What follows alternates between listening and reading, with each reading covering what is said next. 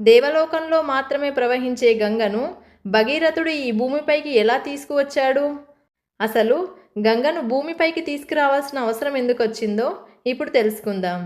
పూర్వం ఇక్ష్వాకు వంశానికి చెందిన సగరుడు అనే మహారాజు అయోధ్య నగరాన్ని పరిపాలించేవాడు.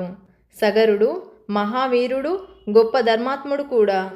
సగరుడికి 2 భార్యలు. మొదటి భార్య కేశిని.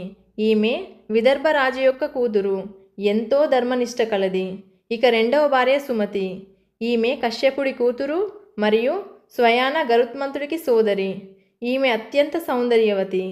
వివాహం జరిగి చాలా ఏళ్ళు గడుస్తున్నా తన 2 భార్యలకి సంతానం కలగకపోవడంతో వంశాభివృద్ధి కోసం ఎలాగైనా సంతానం కలగాలని తపస్సు చేసుకోవడానికి తన 2 భార్యలతో కలిసి హిమవత్ పర్వతంపై కొన్ని సంవత్సరాల పాటు తపస్సు చేయగా వారి తపస్సుకు మెచ్చిన భృగు మహర్షి సగరుడికి ప్రత్యక్షమై